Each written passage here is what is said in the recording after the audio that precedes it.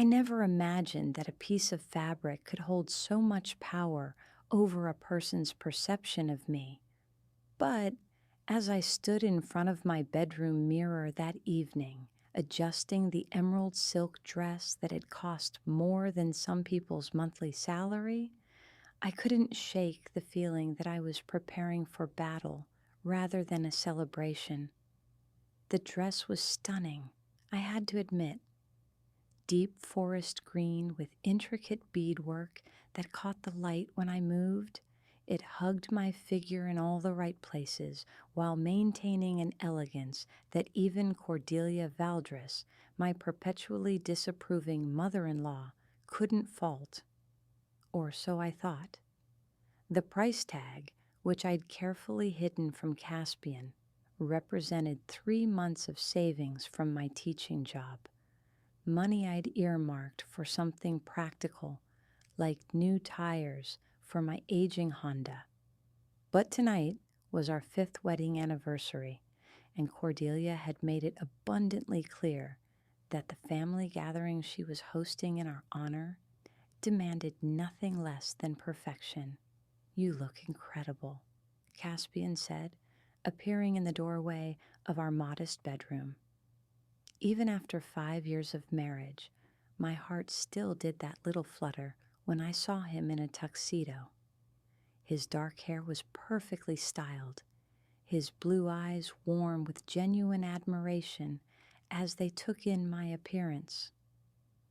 Caspian Valdres was the kind of man who could make a woman feel like the only person in the room, which made his mother's relentless hostility toward me all the more bewildering. "Are you sure about this dress?" I asked, smoothing the silk over my hips for the 20th time. "Maybe the navy one would be more appropriate. It's more conservative." Caspian crossed the room and placed his hands on my shoulders, his touch gentle but firm. "Serafina, you are my wife.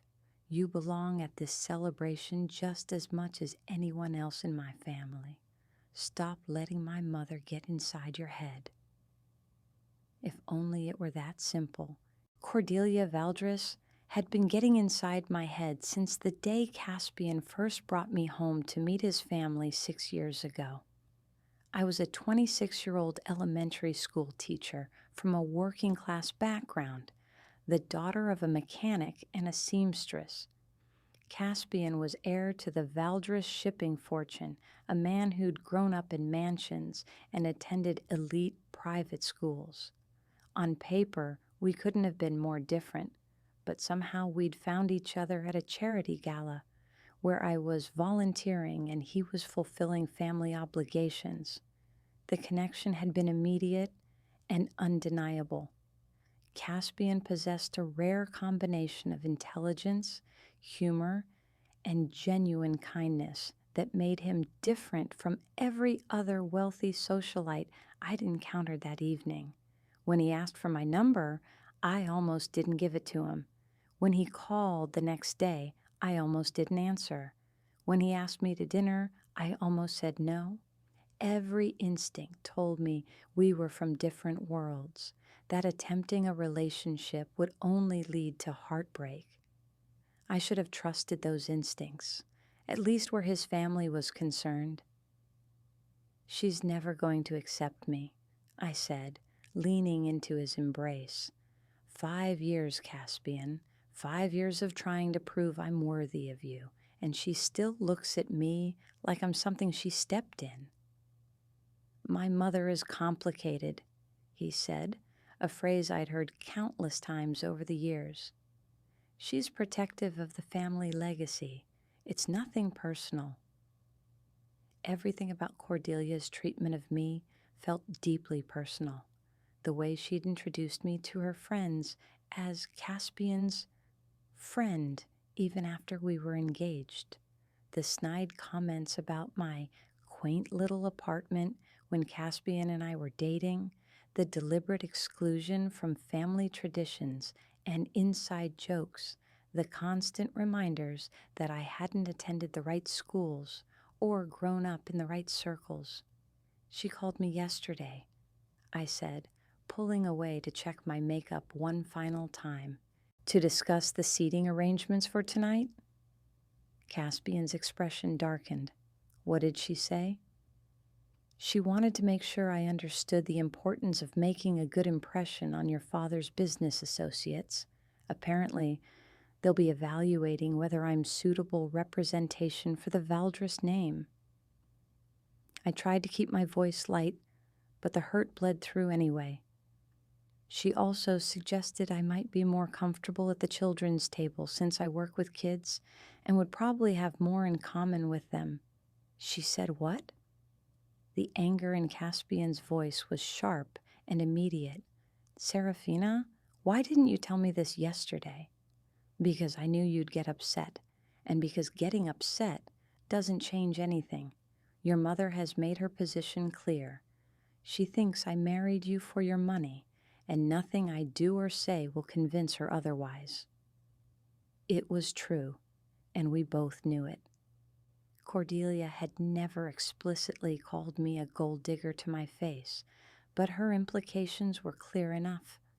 The way she'd questioned my prenuptial agreement negotiations as if I'd been calculating and grasping rather than simply wanting to protect what little I'd brought to the marriage.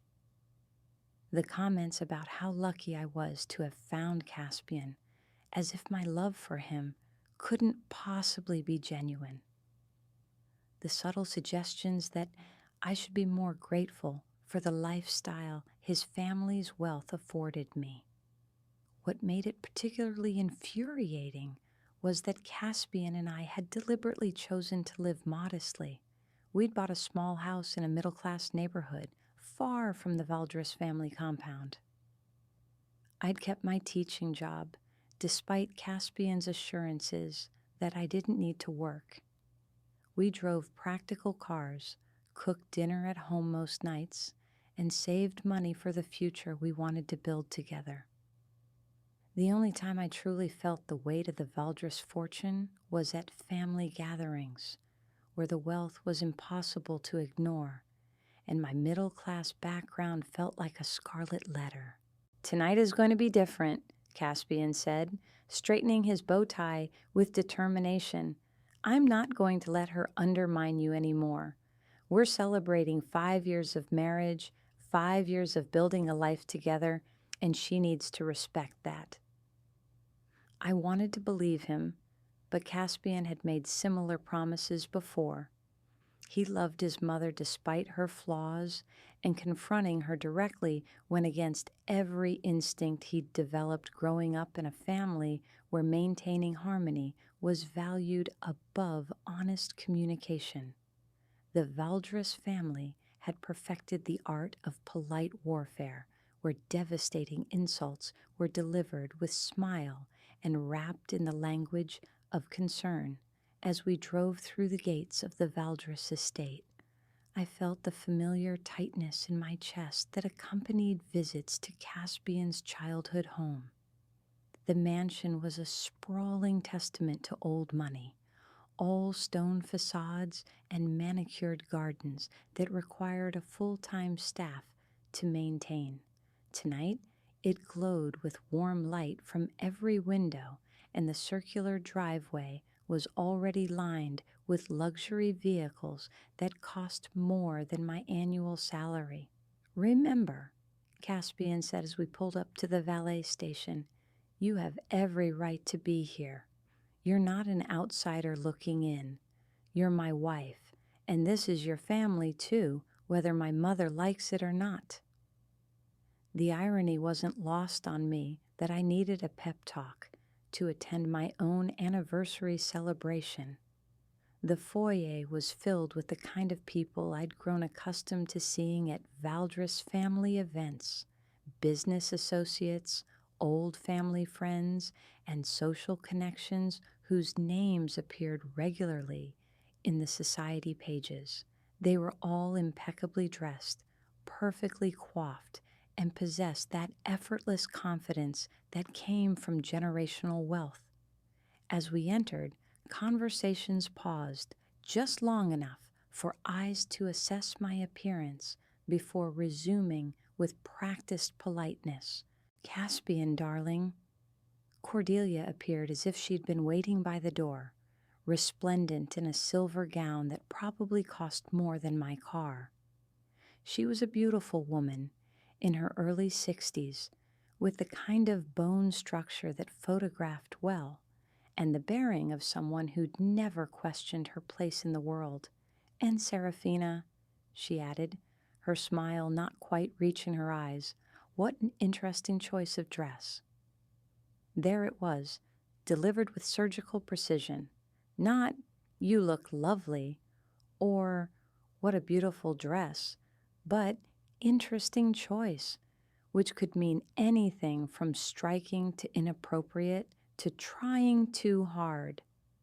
I'd learned to decode Cordelia's language over the years, and tonight's greeting told me everything I needed to know about how the evening would unfold.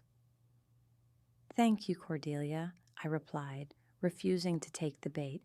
"You look stunning as always." "Well, shall we join the others? Everyone's so excited to celebrate your milestone." She linked her arm through Caspian's, effectively separating us as she guided him toward the main reception room. "I've seated you at the head table, of course, with the most important guests." I followed behind, noting how naturally Caspian fell into conversation with his mother's business associates, how comfortable he looked in this world of old money and older connections. Sometimes I wondered if he truly understood how different it felt for me, walking into rooms where everyone shared references I didn't get and assumed a level of cultural knowledge I'd never acquired.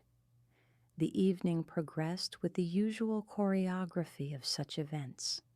Cocktails and conversation, with Cordelia strategically positioning herself between me and the most influential guests. Dinner announcements that somehow left me temporarily separated from Caspian, standing alone while others moved seamlessly toward the dining room. Small moments of exclusion that individually seemed insignificant but collectively reinforced my outsider status. "You must be so proud," said Eleanor Ashworth, one of Cordelia's oldest friends, approaching me during the cocktail hour. "5 years with Caspian, that's quite an achievement." The phrasing was careful, but the implication was clear, as if staying married to a kind, loving man was some sort of accomplishment rather than the natural result of genuine compatibility and shared values. "We're very happy," I replied simply. "Of course you are. And you're still teaching, I hear. How admirable that you maintain your little job." My little job, as if educating children was a hobby rather than a calling, as if my master's degree in education and 10 years of classroom experience were somehow quaint rather than valuable. "I love teaching," I said, keeping my voice steady. "The children inspire me every day." "How sweet, and I'm sure it keeps you busy while Caspian handles the important business matters." I excused myself before I said something I'd regret, making my way to the powder room where I could collect myself away from the subtle condescension that seemed to follow me through every family gathering. In the mirror, I looked exactly like what I'd intended, a woman dressed appropriately for an elegant anniversary celebration. But I could see the strain around my eyes, the tension in my shoulders that came from being constantly on guard. When I emerged, I nearly collided with a man I didn't recognize, someone whose presence immediately felt different from the usual collection of Valdres family associates. He was older, probably in his early 60s, with silver hair and kind eyes that seemed to take in everything without judgment. "I'm sorry," I said, steadying myself. I wasn't watching where I was going. "No harm done," he replied, his voice warm and familiar, in a way that made me pause. "You must be Serafina. I've heard wonderful things about you." It was such a contrast to the evening's previous interactions that I found myself genuinely smiling for the first time since we'd arrived. "Have we met? I don't think I caught your name." "We haven't been formally introduced," he said, extending his hand, "but I've been looking forward to meeting you for quite some time." There was something in his manner, a way of looking at me, that suggested he saw more than the woman who'd married into wealth. Before I could ask more questions, Cordelia's voice rang out across the reception room. "Ladies and gentlemen, if I could have your attention, please. It's time to toast our happy couple." The crowd gathered around Caspian and me as Cordelia raised her crystal champagne flute, her smile radiant and perfectly practiced. I found myself scanning the room, looking for the mysterious man I'd just met, but he seemed to have disappeared into the crowd. "5 years ago," Cordelia began, her voice carrying easily across the room, "my son brought home a young woman who claimed to love him for himself rather than his family name or fortune. Tonight, we celebrate the endurance of that commitment." The pause before commitment was subtle but unmistakable, and I felt heat rise in my cheeks. Around us, guests shifted uncomfortably, sensing the undercurrent of tension beneath Cordelia's elegant words. "Marriage, as we all know, requires many qualities," she continued. "Loyalty, understanding, shared values, and most importantly, genuine love rather than practical considerations." Caspian's hand found mine, squeezing tightly as he recognized what his mother was doing. This wasn't a toast, it was a public examination of my motives for marrying her son. So let us raise our glasses to Caspian and Serafina, and to the hope that their union continues to be based on the purest of intentions rather than the attraction of material benefits. The words hung in the air like poison, elegant and deadly. Around us, guests raised their glasses with uncomfortable smiles, unsure whether they'd just witnessed a loving toast or a subtle assassination. That's when I felt it, the first tug at my dress. Cordelia had moved closer during her speech, and her free hand was somehow tangled in the delicate beadwork near my waist. "Oh my," she said, her voice filled with mock concern. "It seems your dress has caught on something." The second tug was more forceful, and I realized with growing horror that this wasn't an accident.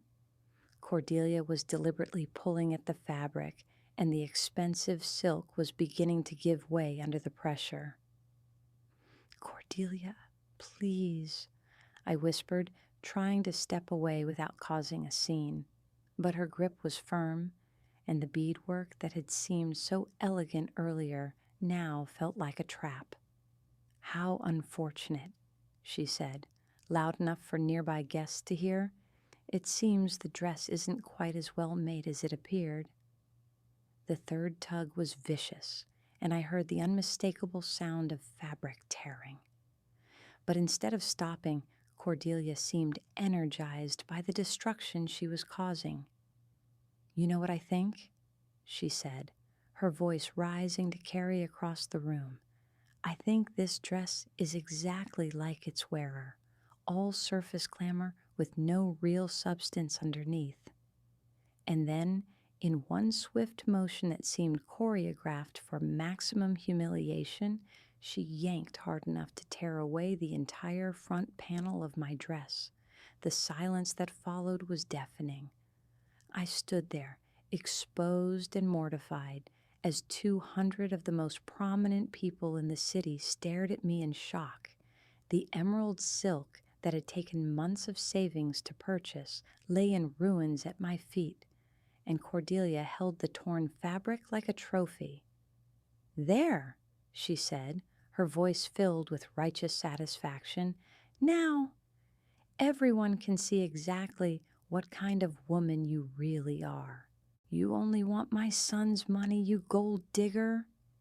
The words echoed through the grand reception room like a slap, reverberating off the crystal chandeliers and polished marble floors. 200 faces stared at me in various states of shock, embarrassment, and fascination. Some guests looked away in discomfort. Others leaned forward with the morbid curiosity of spectators at a car accident. But all of them had witnessed my complete and utter humiliation at the hands of my mother-in-law. I stood there, frozen in mortification, trying to process what had just happened. The cool air of the mansion hit my exposed skin, and I became acutely aware that I was standing in my undergarments in front of some of the most influential people in the city. The torn silk of my dress pooled around my feet like the remnants of my dignity, and Cordelia stood triumphant, still clutching pieces of the fabric in her manicured hands. "Mother!" Caspian's voice cut through the silence, sharp with disbelief and fury. He immediately stepped forward, shrugging out of his dinner jacket to wrap around my shoulders. His face was flushed with anger and embarrassment, his blue eyes blazing as he looked at his mother. "What the hell do you think you're doing?" "I'm protecting this family," Cordelia replied, her voice steady and unapologetic. She looked around the room, addressing the stunned guests as if she were delivering a public service announcement. "Everyone here needed to see the truth about this woman. She's been deceiving my son for years, pretending to love him while really only caring about his bank account." The accusation hung in the air like smoke from a fire, acrid and choking. I pulled Caspian's jacket tighter around myself, trying to summon the strength to respond, to defend myself against these public allegations, but the humiliation was so complete, so devastating, that I found myself speechless. "You don't know anything about my wife," Caspian said, his voice low and dangerous. I'd never heard him speak to his mother with such barely controlled rage. "You don't know about the nights she stayed up helping me through law school, or how she insisted on keeping her teaching job because she wanted to contribute to our household. You don't know that she's never asked me for anything, never expected anything from this family except basic respect." "Oh, please," Cordelia scoffed, tossing the torn fabric aside dismissively. "Do you really think she would have given you a second look if you were a mechanic or a teacher like her father? She saw an opportunity and she took it. Gold diggers always do." The mention of my father hit me like a physical blow. Thaddeus Roswell was indeed a mechanic, a man who'd worked with his hands his entire life to provide for his family. He'd taught me the value of hard work, the importance of integrity, and the dignity that came from earning your own way in the world. The casual way Cordelia dismissed him, as if his profession somehow diminished his worth as a human being, ignited something inside me that overcame even my humiliation. "Don't you dare speak about my father," I said, my voice shaking with emotion. "He's worth 10 of the people in this room, including you." Cordelia's perfectly sculpted eyebrows rose in mock surprise. "Oh, how touching. The gold digger defends her working-class roots. Tell me, Serafina, where is your dear father tonight? I notice he's not here celebrating your anniversary. Perhaps he's embarrassed by the way his daughter has elevated herself through marriage." The cruelty of the comment took my breath away. My father had indeed been invited to tonight's celebration, but he'd declined, saying he didn't feel comfortable in such formal surroundings. I'd been disappointed, but understanding, knowing how out of place he would have felt among Cordelia's wealthy friends. Now his absence was being weaponized against me, twisted into evidence of my supposed social climbing. My father chose not to attend because he didn't want to intrude on a family celebration, I said, fighting to keep my voice steady. Unlike some people, he knows the difference between being wanted and being welcome. Murmurs rippled through the crowd of guests, and I could see people beginning to choose sides in this very public family drama. Some looked sympathetic to my plight, others seemed to be enjoying the spectacle, and a few appeared genuinely uncomfortable with the entire situation. "How convenient," Cordelia said, her voice dripping with sarcasm. "The working-class father who's too humble to attend his daughter's anniversary party. Or perhaps he knows exactly what kind of woman he raised and is too ashamed to show his face among decent people." "That's enough," Caspian's voice boomed across the room, louder than I'd ever heard it. "I will not stand here and let you destroy my wife in front of our guests. This celebration is over." But Cordelia wasn't finished.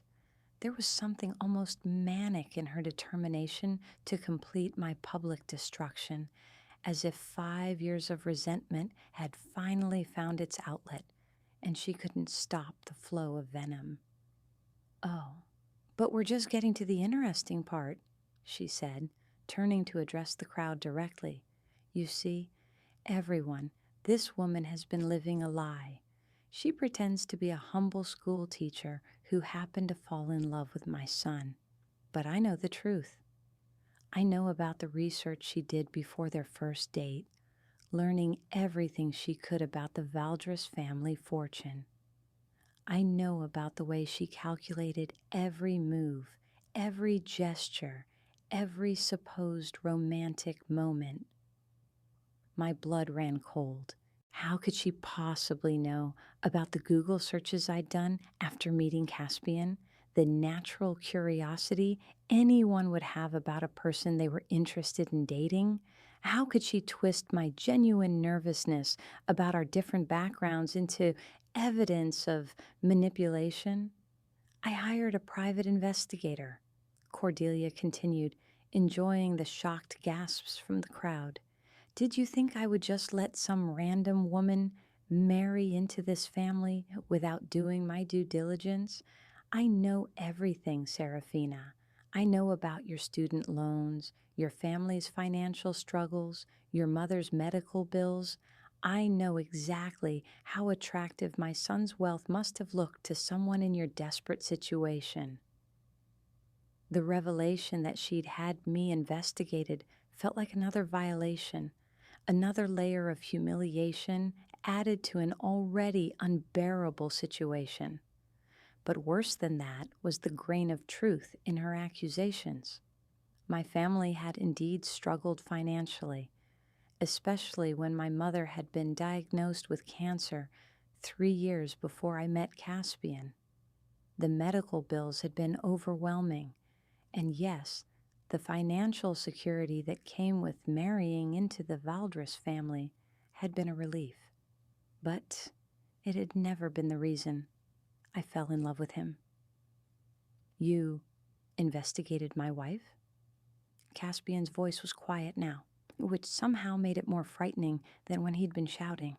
"You weird strangers to dig into her personal life without her knowledge or consent?" "I protected this family," Cordelia said, unrepentant. "Someone had to. You were so blinded by her act that you couldn't see what was right in front of you." "What I see," Caspian said slowly, "is a woman who claims to love her son, but is willing to humiliate him publicly to satisfy her own prejudices." The crowd around us seemed to be holding its collective breath, watching this family drama unfold with the fascination usually reserved for reality television. I could see phones being discreetly raised, capturing moments that would undoubtedly end up on social media within hours. The thought of my humiliation being broadcast across the internet made me feel physically sick. Prejudices? Cordelia laughed, a sharp sound that cut through the air like breaking glass. Is it prejudice to want my son to marry someone from his own social class? Someone who understands the responsibilities that come with our family name? Someone who won't embarrass us at important social functions? The only person embarrassing this family tonight is you, Caspian said, his arm tightening around me protectively. And if you can't treat my wife with the respect she deserves, then we're done here. He started to guide me toward the exit, but Cordelia's voice stopped us cold. If you leave here with her tonight, Caspian, don't bother coming back. You'll be choosing a gold-digging teacher over your own family, over everything we've built, over your birthright and inheritance. The ultimatum hung in the air like a sword, and I felt Caspian's entire body tense beside me. This was the moment I'd always dreaded, the choice I'd hoped he'd never have to make.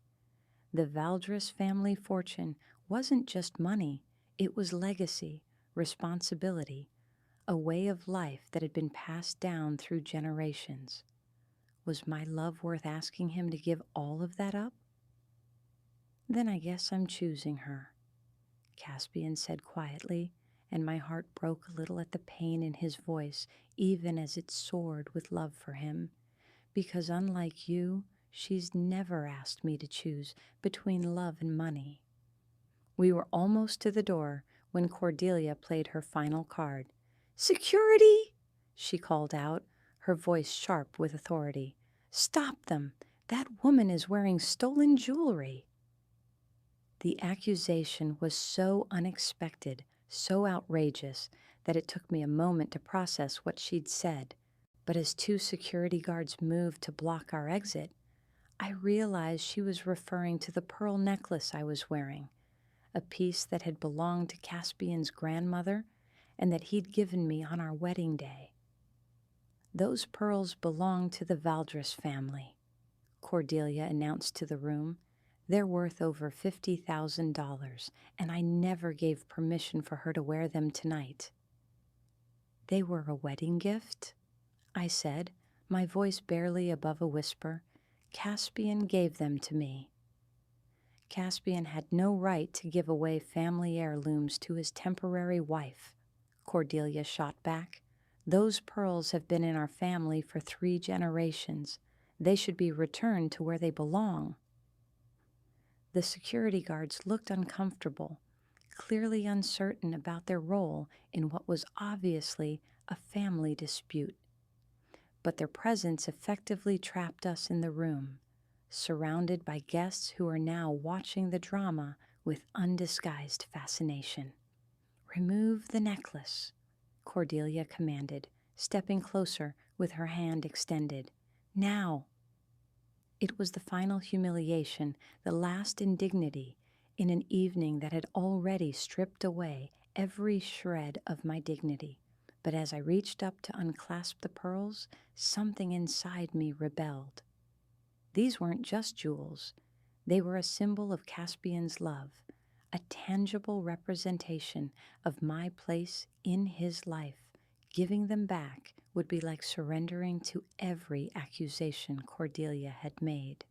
"No," I said, surprising myself with the firmness in my voice. "These were given to me by my husband, and I'm not taking them off." The standoff stretched on for what felt like hours, but was probably only seconds. Cordelia stared at me with undisguised hatred. Caspian stood protectively beside me, and 200 guests watched in fascination. The security guards waited for direction, clearly hoping someone else would resolve the situation. That's when I saw him again, the mysterious man I'd met earlier near the powder room. He was standing at the back of the crowd, but there was something different about his posture now, something purposeful and determined. As our eyes met across the room, he began moving forward, pushing through the crowd with quiet authority, and that's when I realized, with a shock that made my knees weak, exactly who he was. "Excuse me," came a calm voice from behind the crowd, and the entire room seemed to pivot toward the sound. "I believe there's been some confusion here." Thaddeus Roswell stepped into the circle of onlookers with the quiet confidence of a man who had nothing to prove to anyone. My father, who had supposedly declined the invitation, who Cordelia had just mocked for his absence, who she'd dismissed as too embarrassed to show his face among decent people, was standing in her reception room wearing a perfectly tailored black suit that fit him better than anything I'd ever seen him wear. "Daddy?" The word escaped my lips before I could stop it, the childhood address slipping out in my shock and relief. "What are you doing here?" But he wasn't looking at me yet. His gaze was fixed entirely on Cordelia, and there was something in his expression that made the room fall completely silent. It wasn't anger exactly, though there was steel in his gray eyes. It was something more powerful than that. Disappointment mixed with a quiet authority that made everyone present suddenly aware they were in the presence of someone significant. "Mrs. Valdres," he said, his voice carrying easily across the room despite its measured tone, "I've been watching your performance this evening with great interest, though I have to say, your behavior toward my daughter has been far more revealing than I think you intended." Cordelia's face had gone pale, her earlier confidence evaporating as she stared at this man who had appeared seemingly from nowhere. I don't understand. Serafina said you weren't coming tonight." "I changed my mind," he said simply, stepping closer to where I stood, clutching Caspian's jacket around myself. "A father's prerogative, I believe. Though, after witnessing what just transpired, I'm beginning to understand why my daughter has looked so tired lately whenever she returns from family gatherings." There was murmuring throughout the crowd now, guests whispering to each other as they tried to process this unexpected development, but my father seemed completely unaffected by the attention, his focus remaining entirely on Cordelia. "You know," he continued, his tone conversational, "when Serafina first told me about you, Mrs. Valdres, I have to admit I was concerned. Not because of your wealth or social position, but because I recognized something in her voice when she spoke about these family events. The same tone she used as a child when she was trying to convince me that the other kids' teasing didn't bother her." He paused, and in that silence I could hear my own heartbeat thundering in my ears. But I thought perhaps I was being overly protective. After all, families are complex, and relationships take time to develop. I decided to give you the benefit of the doubt. His expression hardened slightly. "Tonight, I see that was a mistake." "Now, see here," Cordelia began, but my father held up a hand, and something in the gesture made her stop mid-sentence. "Please," he said quietly, "I'm not finished." The authority in his voice was unmistakable, and I found myself staring at my father as if seeing him for the first time. This wasn't the humble mechanic who had raised me, who had always seemed slightly intimidated by wealth and status. This was someone else entirely, someone who commanded respect simply by existing. "You've spent the evening making assumptions about my daughter based on your prejudices about her background," he continued. You've humiliated her publicly, destroyed her property, and made accusations about her character that have no basis in reality. You've done all of this in front of 200 witnesses, including business associates and social connections whose opinions you presumably value. Cordelia's mouth opened and closed soundlessly, like a fish gasping for air. But what I find most interesting, my father said, is your assumption that economic background determines moral character. You seem to believe that because my daughter comes from a working-class family, she must be motivated solely by financial gain. He looked around the room, taking in the faces of the assembled guests, many of whom were now watching him with something approaching fascination. I wonder if any of you know about the scholarship fund Serafina established at her school last year, he said conversationally, using her own money, mind you, to help children from low-income families get the supplies they need for their education.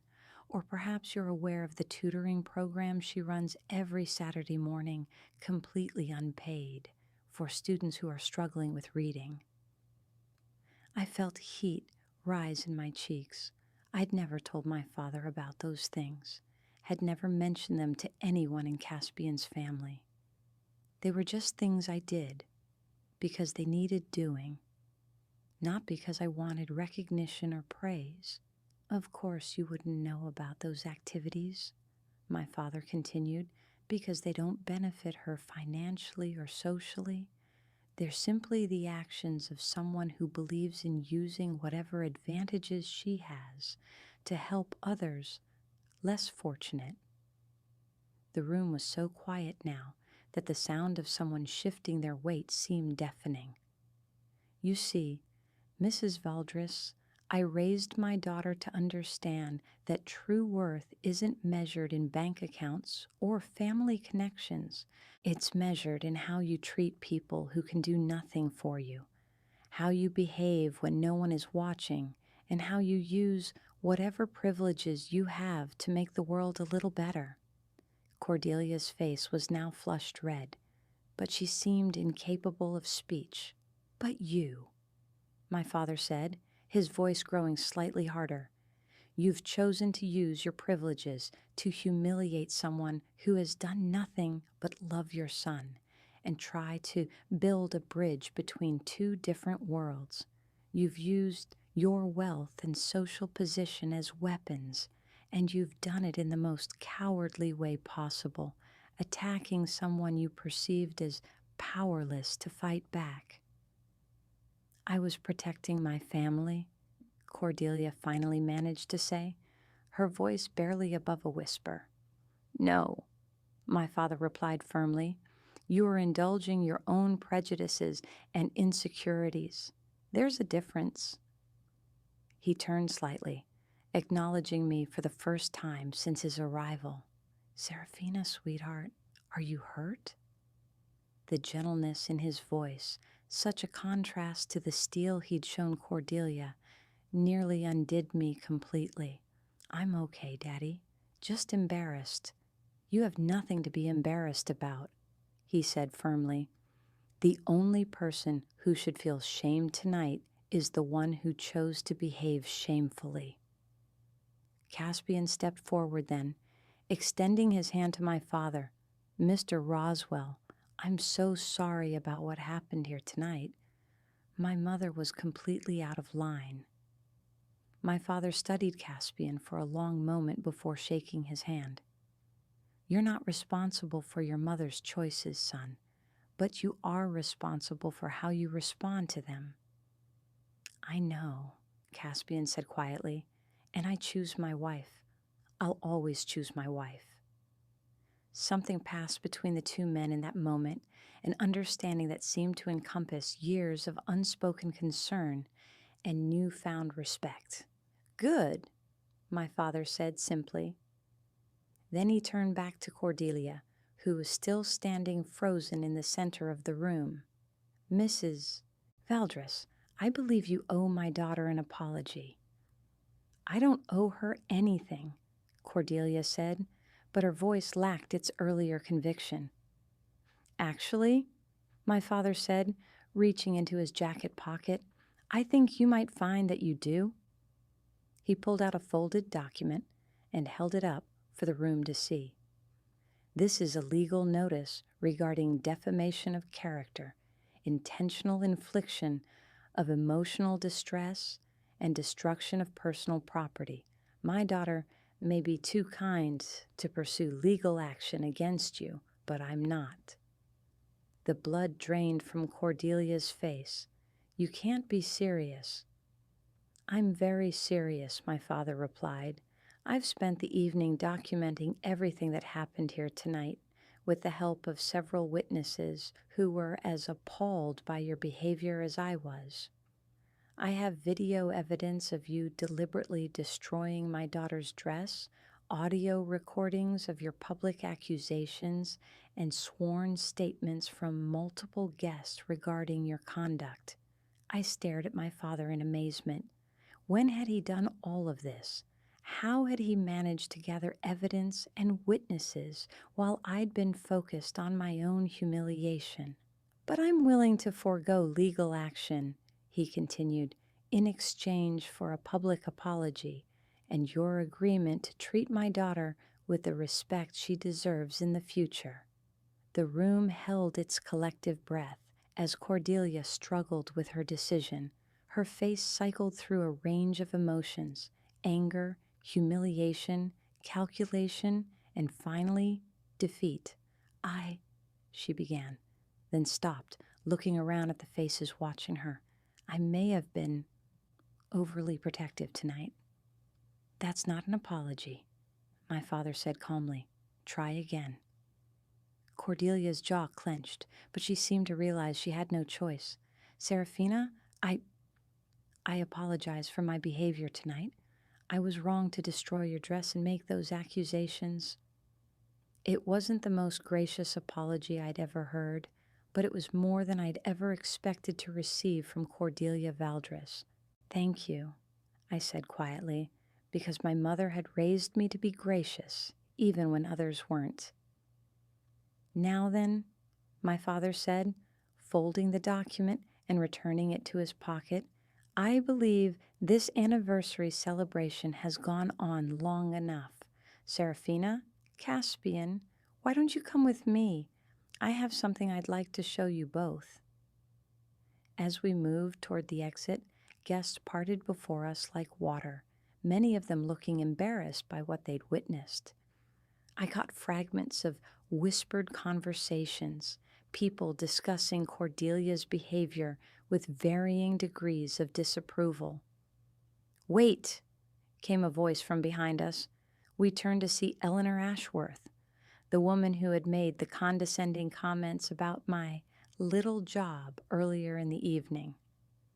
"Serafina, dear," she said, her voice warm in a way it hadn't been before. "I wanted to apologize for my earlier comments. I had no idea about your charitable work, and I spoke from ignorance." Other guests began approaching then, offering similar apologies and expressing admiration for how I'd handled the situation. It was as if my father's defense had given them permission to see me differently, to recognize qualities they'd overlooked before. "Thank you," I said to each of them, accepting their apologies gracefully while still feeling somewhat stunned by the evening's events. As we finally reached the exit, Caspian helped me into his coat properly, and my father draped his own jacket around my shoulders for additional warmth. "Where are we going?" I asked as we walked toward the cars. "Somewhere we can talk properly," my father said, "and somewhere I can explain a few things that are long overdue." We followed his car to a small diner about 20 minutes away, the kind of place where the coffee was strong and the pie was homemade. It couldn't have been more different from the elegant venue we'd just left, but As we settled into a corner booth, I felt more comfortable than I had all evening. "All right," I said, looking at my father across the Formica table. "I think you owe me some explanations, starting with how you managed to appear at a party you said you weren't attending, wearing a suit that probably cost more than your truck, and handling Cordelia Valdres like you were born to it." My father smiled, and for the first time that evening, he looked like the man who had raised me. "Your mother always said you were too observant for your own good, Daddy? All right, all right." He leaned back in the booth, considering his words carefully. "The truth is, sweetheart, I haven't been entirely honest with you about my background." My heart skipped a beat. After the evening's revelations, I wasn't sure I could handle any more family secrets. "I wasn't always a mechanic," he continued. "Before you were born, before I met your mother, I was something quite different." He paused, seeming to wrestle with how much to reveal. "I was a corporate lawyer, Serafina, a very successful one, specializing in business acquisitions and mergers. I worked for some of the largest firms in the state, handled multi-million-dollar deals, lived in a world not very different from the one you married into." I stared at him, trying to reconcile this revelation with everything I thought I knew about my father. "What happened?" Caspian asked gently. "I got tired of it," my father said simply. "The backstabbing, the greed, the way money seemed to corrupt everyone it touched. I watched good people become terrible people because they thought wealth gave them the right to treat others badly. I saw families destroyed by inheritance disputes. Friendships ended over business deals. Children who grew up believing their worth was measured in dollars." He looked directly at me. "When I met your mother, she was working as a seamstress to put herself through nursing school. She was kind, hardworking, genuine, and she didn't care about my expensive suits or impressive client list. She loved me for who I was when I wasn't trying to impress anyone." "So you just gave it all up?" I asked, still struggling to process this information. "I did. I walked away from the law firm, sold my condo, got rid of the fancy car, and decided to work with my hands instead of my manipulation skills. Your mother and I bought a small house, I apprenticed as a mechanic, and we built a life based on real values instead of artificial status." "But why didn't you ever tell me?" I asked, feeling a mixture of confusion and betrayal. "Why let me think you were ashamed of your background when I married Caspian?" My father's expression grew sad. "Because I was watching history repeat itself, sweetheart. I saw how the Valdres family treated you, and it reminded me of everything I'd hated about that world. I was hoping you'd eventually see what I'd seen, that money and status weren't worth the cost to your soul." "But I'm not like them," I protested. "I've never cared about the money." "I know that now," he said, reaching across the table to squeeze my hand. "Tonight proved it. You stood up to Cordelia's attacks without compromising your principles. You refused to let her intimidate you into giving up what was rightfully yours, and you showed more class in that horrible situation than she showed in her own home." Caspian spoke up then. "Mr. Roswell, I want you to know that Serafina has never asked me for anything. She's insisted on maintaining her own career, her own independence. She's made me a better person, not a poorer one." My father studied Caspian carefully. "I believe you, son. And after watching how you defended her tonight, I think maybe you're different from the rest of your family." "I hope so," Caspian said quietly, "because after tonight, I don't think I can continue having a relationship with my mother if she doesn't change. That's your choice to make, my father said. But remember, people can change if they want to badly enough. Your mother might learn from tonight's experience. We sat in comfortable silence for a moment, processing everything that had happened. There's one more thing, my father said eventually. The reason I was able to gather all that evidence tonight to handle the legal aspects so smoothly. He pulled out a business card and slid it across the table. The elegant script read, Theodore Roswell, attorney at law, specializing in family and defamation cases. You're practicing again? I asked, amazed. Part-time, he admitted. I started taking cases about 2 years ago, mainly helping people who couldn't afford expensive lawyers but were being taken advantage of by those who could. Working-class families dealing with wrongful termination, small business owners being squeezed by corporations, that sort of thing. And you didn't tell me because I wasn't sure how you'd feel about it. I know you've always been proud of me being a mechanic of our simple life. I didn't want you to think I was trying to compete with your husband's family or that I was ashamed of the choices we'd made. I felt tears welling up in my eyes. Daddy, I'm proud of you no matter what you do. I just wish you'd trusted me enough to tell me the truth. I should have, he admitted. I should have prepared you better for dealing with people like Cordelia. If you'd known about my background, you might have felt more confident standing up to her earlier. Maybe, I said, but then again, maybe I needed to find my own strength first. The waitress came by to refill our coffee, and we ordered pie because it seemed like the kind of evening that called for comfort food. So what happens now? Caspian asked as we waited for our dessert. Now, my father said, you go home and build the life you want together. And if anyone in your family has a problem with that, they can deal with me. And Cordelia? I asked. Cordelia will probably think twice before attacking anyone she perceives as defenseless, my father said with a slight smile. Sometimes bullies just need to learn that their victims aren't as powerless as they assumed.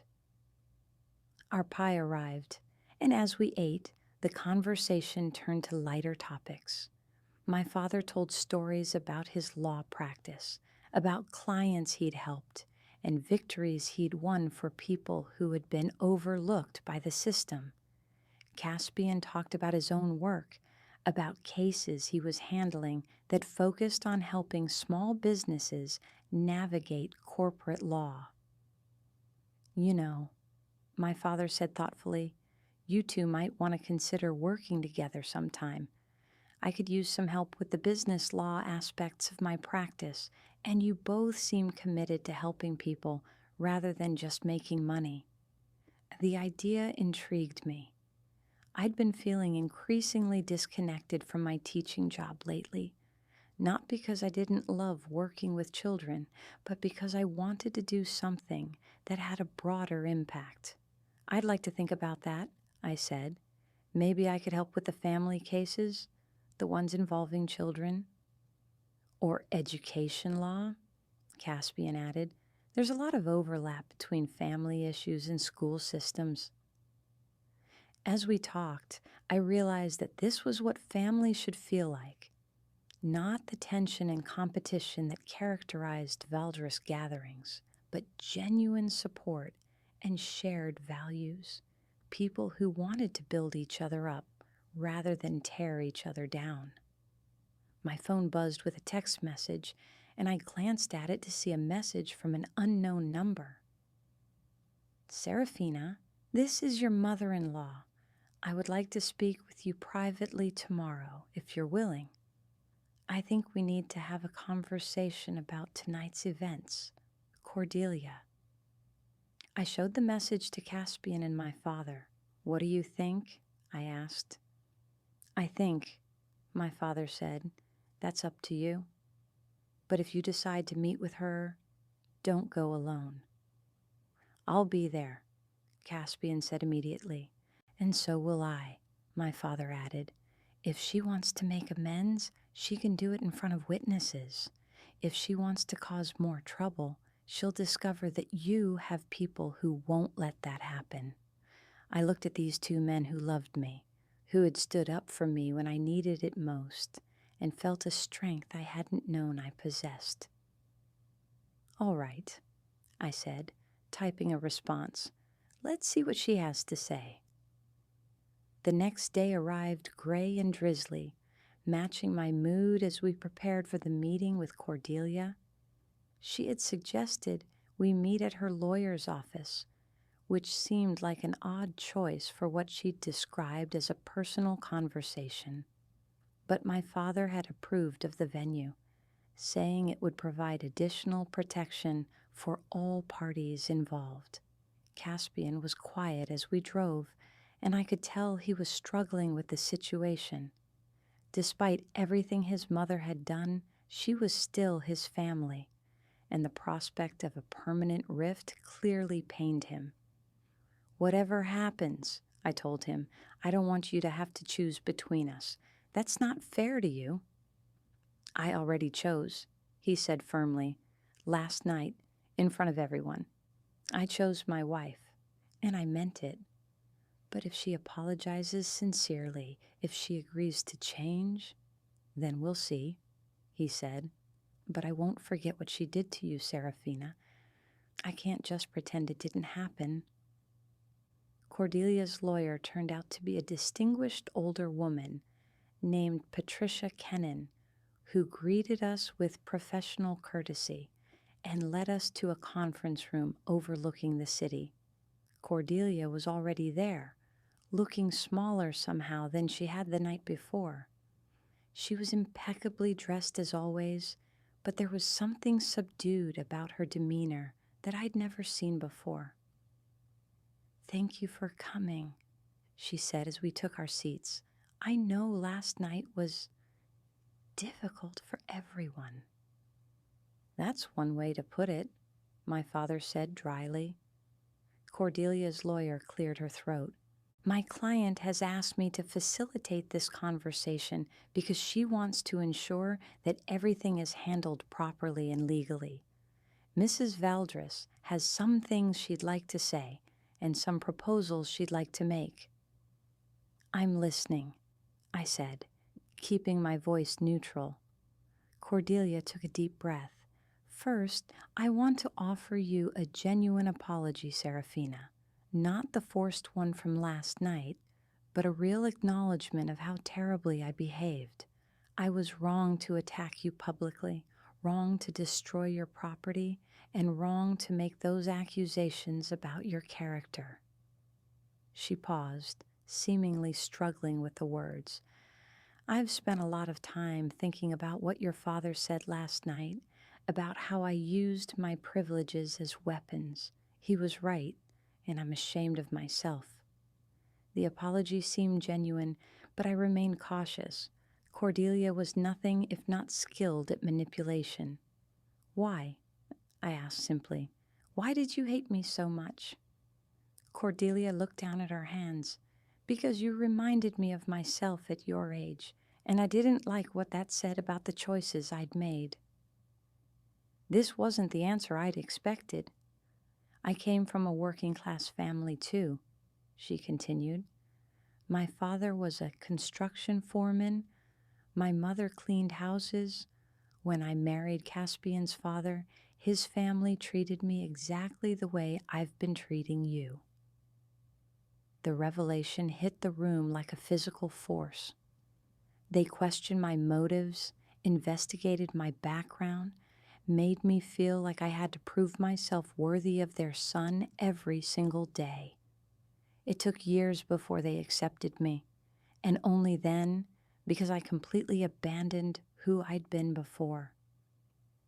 She looked up at me then, and I saw tears in her eyes. I became everything they wanted me to be. I learned their rules, adopted their prejudices, embraced their values, even when they conflicted with how I'd been raised. I thought that was what love required.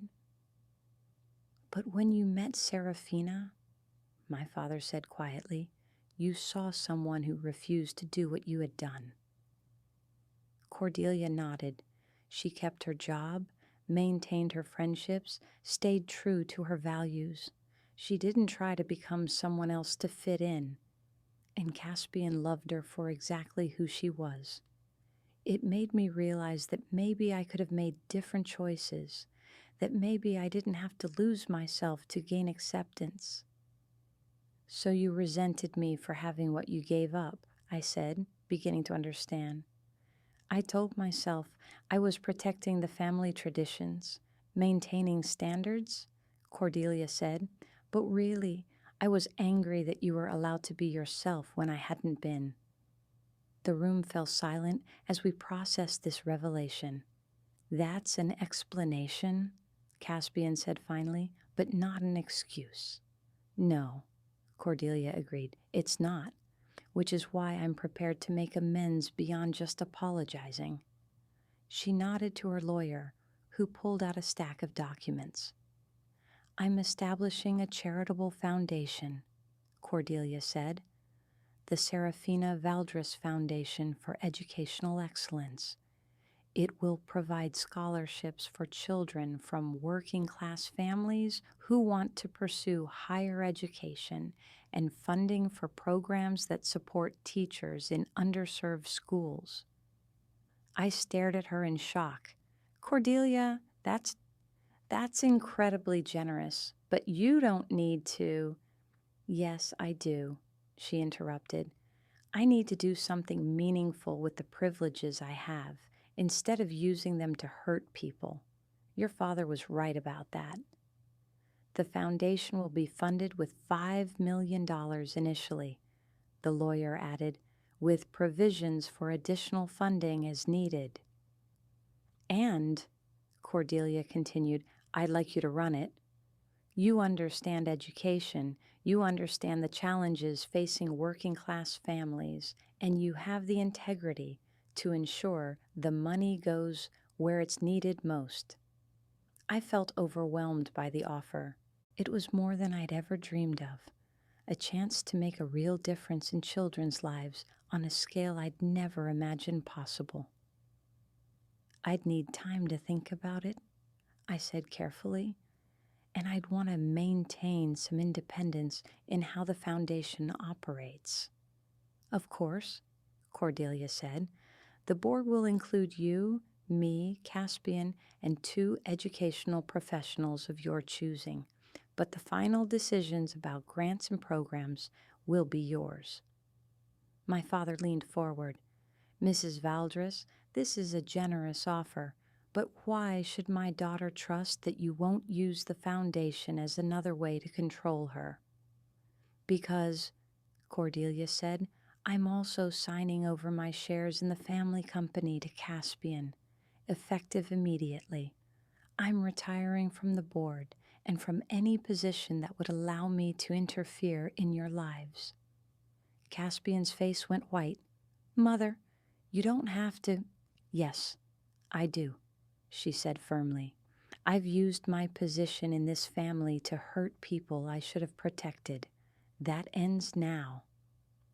The lawyer pushed the documents across the table. Everything is here, properly drawn up and ready for signature if you agree to the terms. I looked at Caspian, then at my father, trying to process the magnitude of what was being offered. There's one more thing, Cordelia said quietly. I'd like to invite your father to dinner next week, a proper dinner, where we can talk about our shared experiences and maybe begin to understand each other. My father raised an eyebrow. Are you asking me or telling me? Asking, Cordelia said, with what might have been the beginning of a smile, and hoping you'll say yes. I'll consider it, my father said, but if I come, we eat at a restaurant. Neutral territory. Agreed. I spent the next hour reviewing the foundation documents, with my father's legal expertise guiding me through the details. Everything appeared to be exactly as Cordelia had described: a genuine, charitable organization with real funding and meaningful autonomy for me as director. "What do you think?" I asked my father quietly, while Cordelia and Caspian discussed the family business transition. "I think," he said, "that sometimes people surprise you. She could be manipulating us, but if she is, she's doing it in a way that helps a lot of children get better educations. That's not a bad outcome, even if her motives aren't pure." And if her motives are pure, then maybe she really has learned something from last night. Maybe she's ready to be the person she could have been all along. In the end, I signed the documents, not because I completely trusted Cordelia's transformation, but because the foundation could do so much good that the risk seemed worth taking. As we prepared to leave, Cordelia stood and extended her hand to me. "I know I have a lot of work to do to earn your forgiveness," she said, "but I hope someday we can be family in the real sense of the word." I shook her hand, feeling the weight of possibility and uncertainty in equal measure. "We'll see," I said, "but this is a good start." 6 months later, I stood in the conference room of the newly established Serafina Valdres Foundation, looking out at the faces of 23 scholarship recipients and their families. These were children from backgrounds like mine, kids whose parents worked multiple jobs and worried about how to pay for their dreams. Now they had a chance to pursue their education without the crushing weight of financial stress. Cordelia sat in the back row, having insisted that this ceremony be about the recipients rather than the donors. She'd kept her word about stepping back from control, offering input when asked, but never demanding to have the final say.